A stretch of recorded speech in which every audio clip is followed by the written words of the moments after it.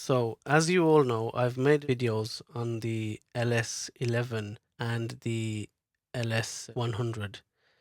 And today, what we have in front of us is an Olympus Ls-5, which came in for the same issue that the others suffer with as well. So, as you know, as I've explained to you in other videos, the Olympuses, they have this switch mechanism here, as you can see. And on the inside is a switch surrounded by plastic. And what happens is the plastic erodes and it degrades over time and it falls onto the pads or the points where the switch makes contact with the board, and it creates like a glaze, okay, over time. And when that happens, this switch will no longer function. So the normal operation of the switch, or the way it's supposed to function, is to switch the device on, you would push it in the down position once. Okay, and as you can see here, the device is switched on.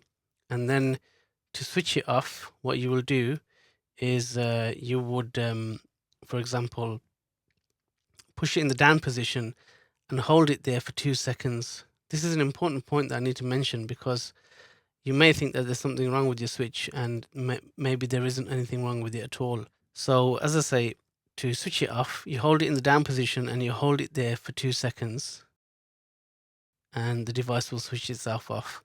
Let's switch it back on. I want to show you something quickly. So one click in the down position and the device switches on.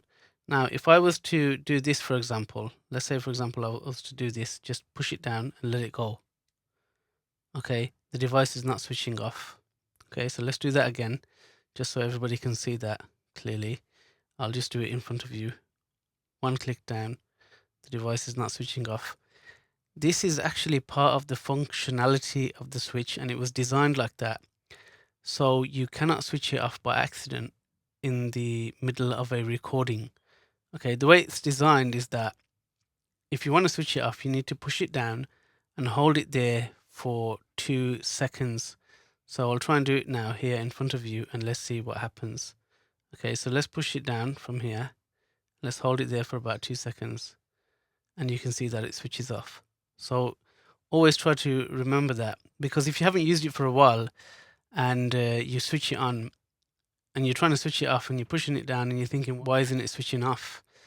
It's because you have to hold it down in the down position for about 2 seconds, and it was designed in that way.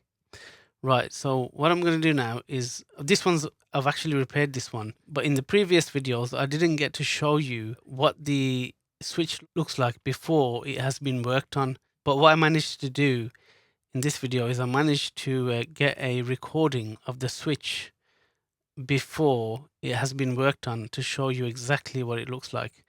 And then I'll show you a little clip where I show you basically what the switch looks like after it has been serviced. So I'm going to show you that now, so just bear with me. But basically, all of the Olympus LS range, they suffer, all the ones that use like a slide switch mechanism like this, they suffer with the same problem. So I just thought I'd make a quick video to show you the issue with the LS5, because I've never had a LS5 in before. I've only worked on the LS11 and the LS100. So let's move over to the other video where I'll show you what it looks like before it's been worked on. I'm just servicing the switch on your LS5, and I wanted to show you what the contacts look like when you have this issue that you're having. So if you have a look here, I've just opened it up, I haven't cleaned it yet. If you have a look here, this side is the off side, and it's completely covered with a glaze of plastic, and you've got some here as well. And this side on the hold switch on that end, it's the plastic has eroded and it's covered that as well. So I just wanted to show you that, and then I'll shoot another video once I've done all the cleaning, and you should see the difference. Alright, so I've completed the service on the switch, and just look at the difference. You can see how clean those contacts are now. So that's basically what happens. The plastic around the switch erodes over time, covers the contacts, and then you get your switch problem. Now what I want to do is I want to quickly show you what's the fastest way to get this repaired, because obviously you may not all be technically inclined, and you may just want to send it in and have somebody else deal with it for you. If that's the case, I'm just going to take a second now and I'm going to show you what's the fastest way to get this sorted if you cannot fix it yourself. Okay, so the fastest way to get this sorted is if you just open a Google search page, and if you type in iRefab, that's I for Indigo, R for Romeo, E for Echo, F for Freddy, A for Apple, and B for Bike, iRefab, then the first listing that will come up is for our website. So if you click on that, iRefab, General Electronics Diagnostic and Repair, and if you go down the page, and if you go to the send us a message button, right, all you have to do is fill in your name, your email, put a subject title in, and let us know the problem that you're having. Once you click submit from here, we will get back to you with a quote. We will assess if we can repair your device, and we'll get back to you with a quote. If you agree to the quote and you're happy to move forward, we will send you a link and a password to our online booking form. Put your password in and book your device in for repair.